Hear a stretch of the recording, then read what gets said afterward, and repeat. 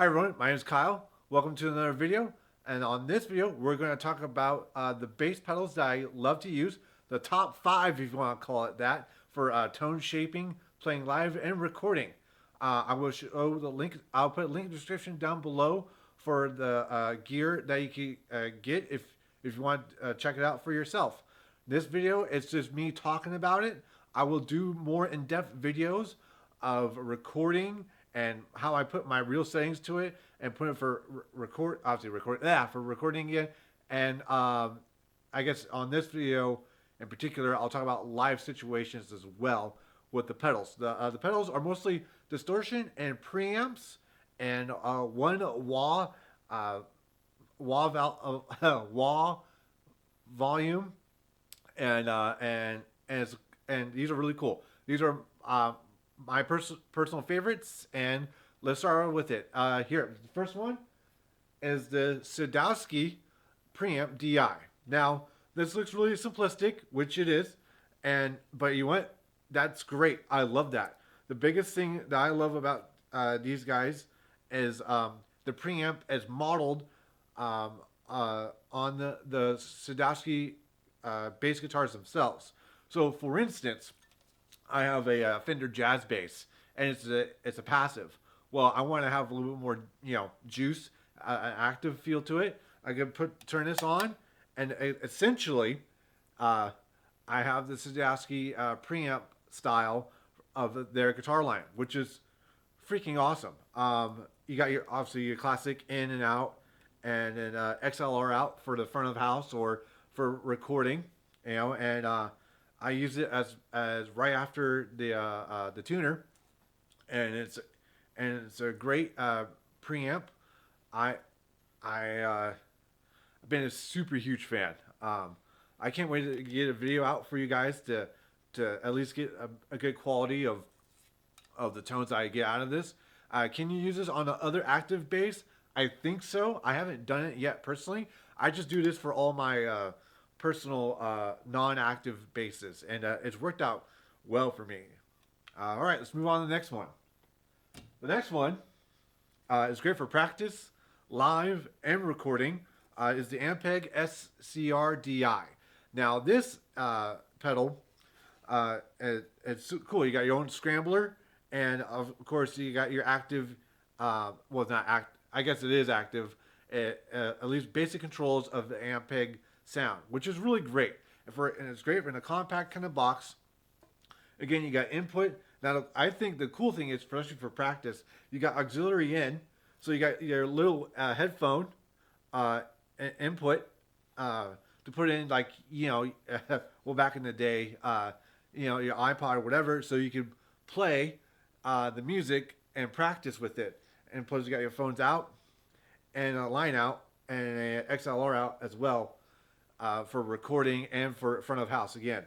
And the biggest, my favorite thing with all bass pedals, and you're going to notice this real quick with the next couple of ones, is the blend knob.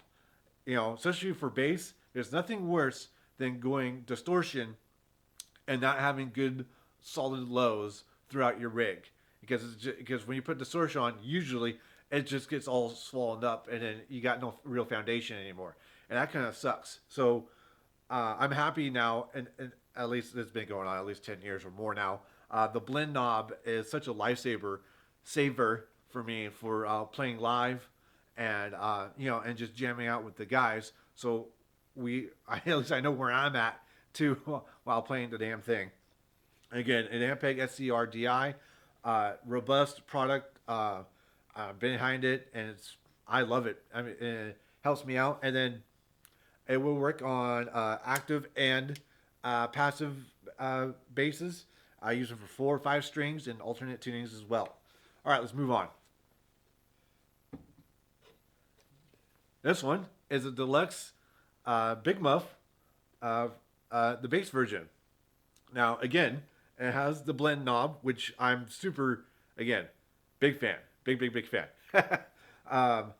I have more controls of your high pass filter and your low pass filter on the crossover section.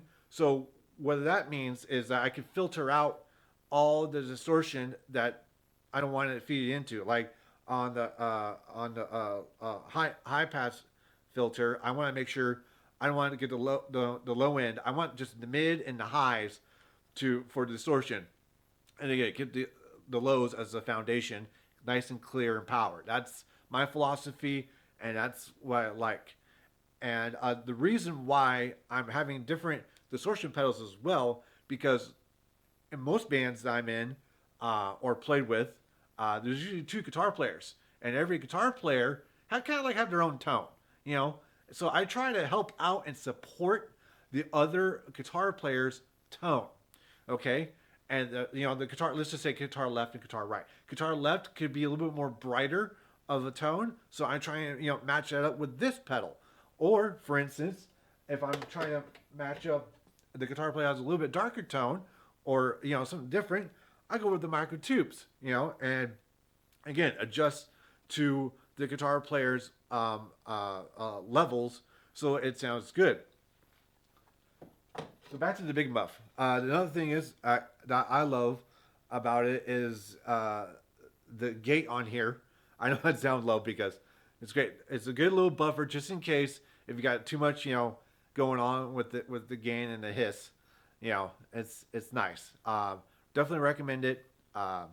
It takes a little while to get used to the controls, but once you dial your sound that you like out of your guitar, your bass guitar, dude, it's a solid win, I should say.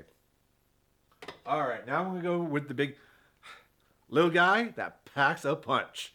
I would have to say the Darkglass electronics. These guys, the B3K Microtubes. It's probably my favorite distortion sound, period, on bass. When I first heard it on records, I'm like, what is this? What is this distortion sound? Like, this is amazing. And then, man, found it. I found this on Reverb and bought it. And, dude, the mid boost and the grunt controls, so good for 5-string basses. You have no idea. Again, I will put a video in of me playing, and you'll hear it. It's one of those things. It's almost my go-to for just straight right in the middle, playing with the band. It's probably one, if dare I say, my signature sound, if you will, or is one. Dude, I need this. It's not the wants, it's the needs, and this is a need. And you guys can check this out and find out for yourself. But personally, for the price and for the availability on this guy, you just really can't beat it. Actually, right now, as of this recording, was this May 2024, at least with the Sweetwater, it's back ordered. You can go Reverb or any other website or eBay if you have to and buy this guy. Go for it. Again, I had never had a problem with it. It's super reliable, and that sounds phenomenal. Again, I can't wait to make a video about this and go in full in detail.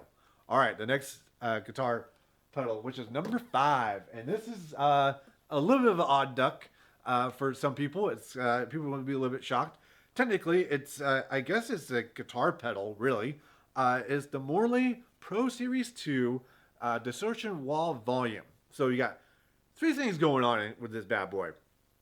So the first thing you'll see here is the distortion, and I think when you press in, it's on this button is just straight up wall, and it's optical, so you notice there's nothing in here. It's just how much you put into it, and the level intensity of the wall. Now, if you unclick everything, this becomes a volume pedal.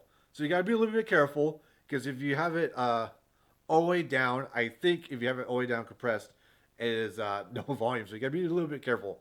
So I always make sure I have it on wall on when I'm playing on the rig, so I know I'm not messing up. This is for me personally, doing bass guitar solos and not caring about the low end, like straight up Cliff Burton. This thing's gonna rip your face off if you're not careful, dude. The drive on this thing, dude, it's, I dare say, violent. Again, they're not really available. I mean, they're discontinued, which is sad. Come on, Morley, bring it back. Please bring it back. Anyways, no, I mean, actually, if you can find them, get a good price, and they're not too messed up, dude, put it on your rig. And, you know, you want to do the for whom the bell tolls and all that kind of stuff, or whatever nasty walls. Oh, dude, all the tool wall scenarios, or even for yourself. I mean, for me, I love doing bass guitar solos. I know what a sin. Anyways, no, it's great. Super fun. Again, can't wait to do a video about this guy. I have this usually in the, I don't know, middle of the chain. Well, definitely it's at the last. Now, there's a whole different philosophy of that when it comes to bass guitar. Hey guys, this is Kyle. I want to let you know, sadly my SD card wasn't continuing recording. I guess I had too much on the file. That kind of sucked. But yeah, those are my top 5 bass guitar pedals that I like using. If you guys have any questions about the gear that I use, please let me know in the comment down below. Or what kind of guys you use for supporting your other bandmates through recording, playing live, and all that other great kind of stuff.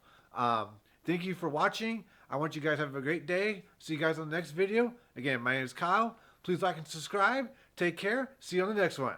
Bye, guys.